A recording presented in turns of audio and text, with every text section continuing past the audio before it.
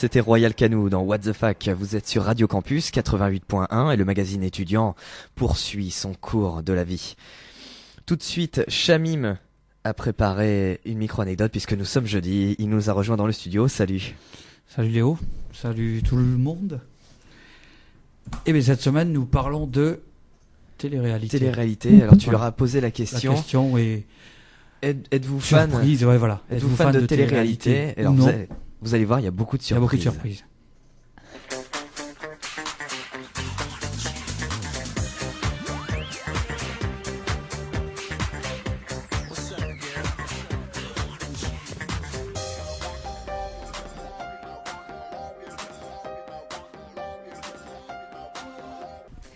Ben, je trouve que ça nous apporte pas grand-chose en fait, parce que selon moi, quand on regarde une émission à la télé, ben, même si c'est un divertissement, ça doit nous apporter quelque chose, enfin, même qu'on s'amuse et tout. Mais j'ai déjà essayé de regarder la télé-réalité, des émissions, et franchement, je vois que en fait, c'est assez inutile, en fait, ça sert à rien.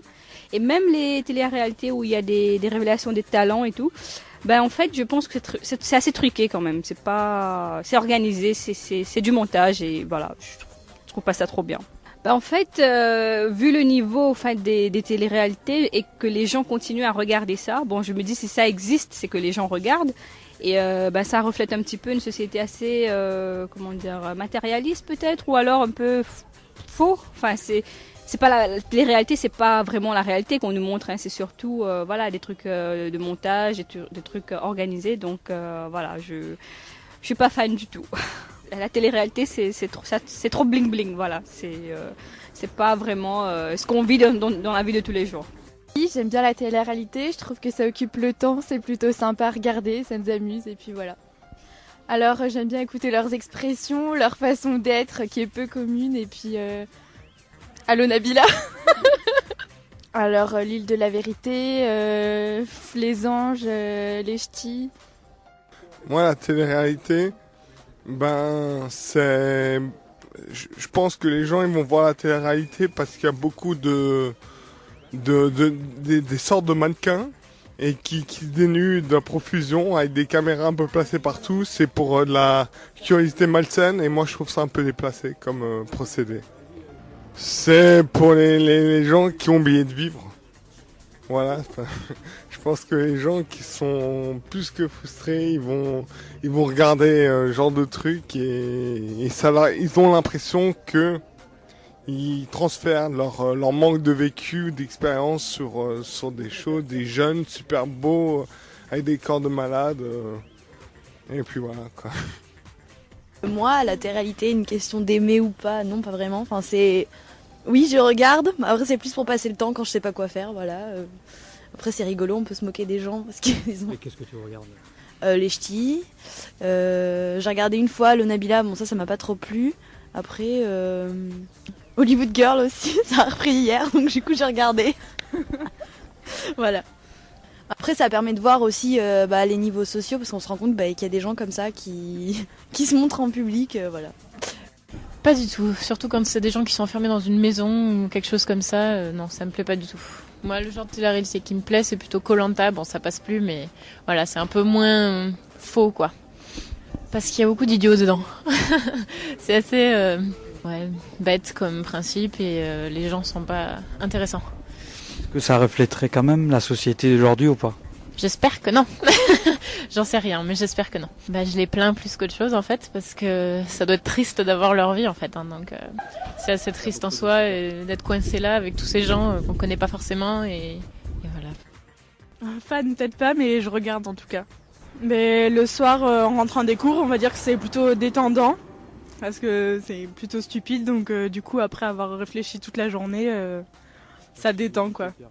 Ça fait penser à autre chose. Spécialement, mais pareil, je regarde l'île des vérités, les ch'tis, tout ça, les anges. Non, pas spécialement, c'est juste en général les expressions, c'est pas terrible, mais bon, c'est drôle à écouter. Toutes les fautes de français qu'ils font, c'est choquant quoi.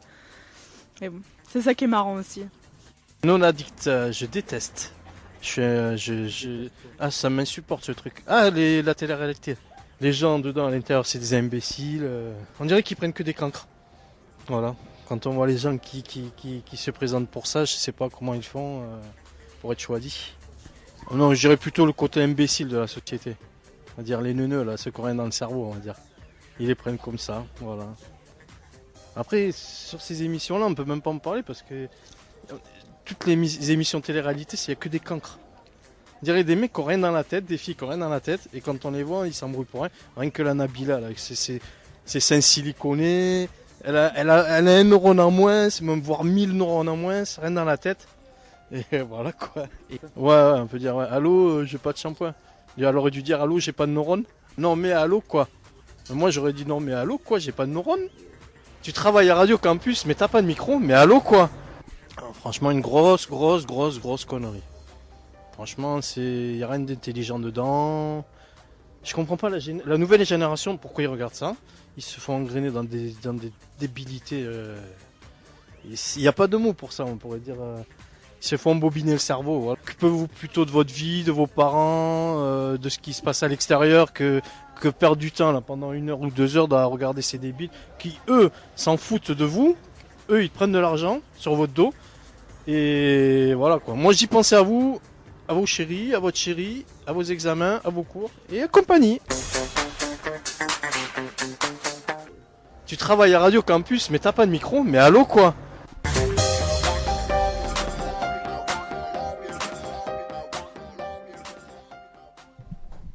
Non mais allô quoi, on n'a pas de micro, faut arrêter avec cette expression. Merci beaucoup Chamim pour ce micro-trottoir plein de témoignages haut en couleur. Alors, et vous, sur le studio, Johan, Juliette, Laurie, et même toi Chamim, tu vas y succomber, vous aimez la télé-réalité ? Laurie ? Non, j'aime pas vraiment, je regarde pas, ça m'intéresse pas, donc voilà. Et toi Juliette ? Pareil, je suis pas trop fan en fait, donc non, je suis pas du tout. Même pas un petit Love Story ? Ah non, c'est vieux ça, Love Story.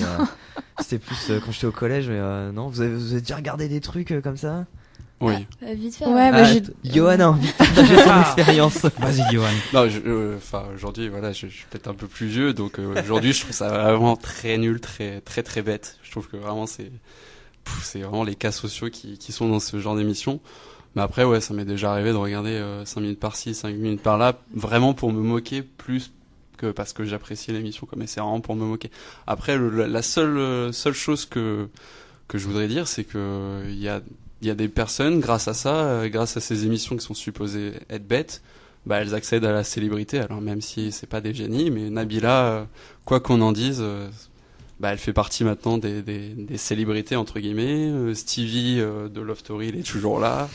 Voilà, il y a pas surtout à Stevie qui fait maintenant partie de l'honorable bande à Ruquier. Ouais, non mais c'est vrai. Alors après il y a beaucoup de cas sociaux, mais parmi ceux-là, il y en a qui arrivent à s'en sortir, et je pense que c'est une des raisons pour lesquelles les gens regardent, parce qu'ils se disent mais ils sont pas plus intelligents que moi, mais eux ils ont réussi à devenir célèbres, donc pourquoi pas moi. Où ça pose un débat assez houleux, c'est comment accéder ils sont tous plus bêtes les uns que les autres par contre. Et toi Chamim, qu'est-ce que tu regardes ? Alors moi ça m'est arrivé de regarder parce que quand je suis arrivé en France, je savais pas ce que c'était qu'une télé-réalité. On dit je sais plus. Une télé-réalité. Donc par curiosité, comme mon colocataire regardait Secret Story. C'est toujours la faute du coloc. Ouais. J'ai découvert ce que c'était qu'une télé-réalité. Mais en ce moment, non, je regarde pas L'île de vérité, l'île de la tentation et Nouvelle Star, tout ça, non, ça. Mais ça m'est arrivé de regarder par curiosité. Je vais y arriver. Alors moi je regarde Cauchemar en cuisine. Oui, non, mais ça aussi, oui, voilà. Ou Hell's Kitchen en anglais avec Gordon Ramsay. Moi j'aime bien quand il se tape dessus, tout ça. Donc ça j'aime bien. Mais c'est de la télé-réalité, ça, ces trucs-là. T'as Gordon Ramsay qui insulte les cuisiniers, tout ça. Ouais, moi je pense. Mais là, je pense que là, ça peut apporter quelque chose. Moi, j'avoue, je suis assez, j'en ai un peu honte, mais j'aime bien regarder cette émission. Et vous avez même l'équivalent en France, donc avec Philippe Etchebest. C'est ça. C'est Philippe. Un chauve jamais content. Oui, voilà, un costaud. Mais voilà, parfois il se tape dessus et moi j'aime bien ce moment-là, tu vois. Exactement. Ça fait un petit peu catch, mais dans la vraie vie.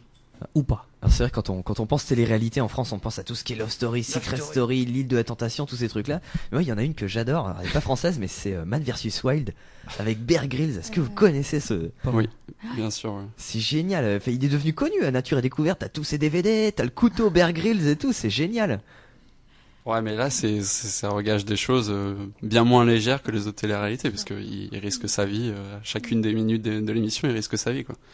Donc, je sais pas si, Je pourrais la mettre dans l'émission. Je rapprocherais cette émission-là plus d'un Koh-Lanta que d'un, je sais pas, les Ch'tis à Mykonos ou Nabila ou je sais pas trop quoi. Et tu te vois participer dans une télé-réalité ou pas? Non, absolument pas. Enfin, Laurie j'aurais honte auprès de ma famille. Donc, Non. Non plus. Pareil. Et Léo? Ah si, moi j'adorerais. Ah ouais? Non, je déconne pas du tout, c'est la honte. Non, c'est ouais, c'est ça, c'est la honte pour la famille, pour tes proches et puis je sais pas, enfin après t'es un peu cramé quoi parce que t'es un peu enfin ouais, t'as l'étiquette loser teubé sur le. Ouais, qu'est-ce qu'ils ont dit, la cancre? Mais le non. monsieur dans le micro-trottoir disait. Ça, je sais même pas ce que ça veut dire d'ailleurs. Un cancre, Ouais. c'est un mauvais élève. dernier de la classe.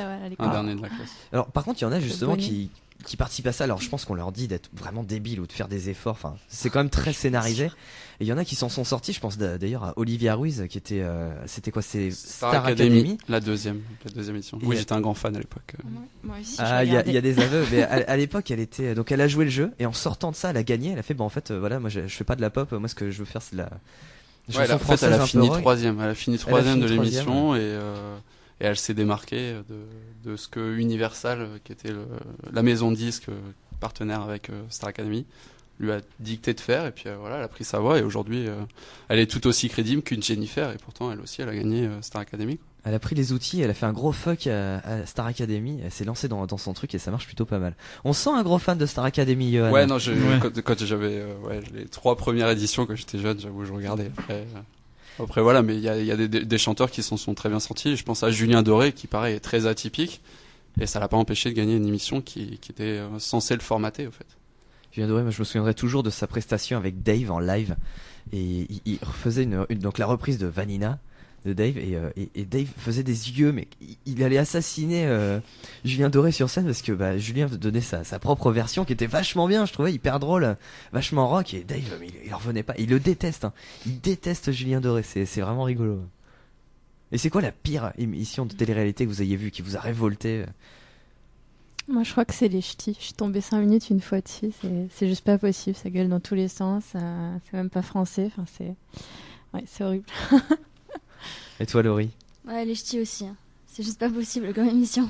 Les Ch'tis en haut du palmarès. Alors, Johan, toi qui es un grand expert en télé-réalité. Il y a pas longtemps, j'ai regardé un peu la nouvelle émission de Nabila, là, qui est un peu l'émission française la version française de la vie de Kim Kardashian pour les personnes qui s'y connaissent. Et je comprends pas comment une émission peut se focaliser autant sur la vie d'une personne qui a aucun intérêt, quoi. Enfin, qui hormis un physique avantageux n'a aucun intérêt. Quoi. Et toi, Shamim? Mais moi, je connais que Secret Story, Nouvelle Star, donc je vais dire Secret Story. C'est déjà du lourd, hein, du très lourd. Tous les jours à 18h10 jusqu'à 19h. C'est ça. Avec quelques, je crois. Plus les prime time. Oui, voilà. Et ensuite, on a l'animateur qui le présente. Comment il s'appelle déjà? Benjamin Castaldi. Ouais, voilà. Donc, je l'aime pas trop. Donc, c'est pour ça. Et on se retrouve la semaine prochaine pour une nouvelle question, un petit nouveau débat autour un tour de table. Tout de suite, What the Fuck revient après Karl et les hommes boîtes.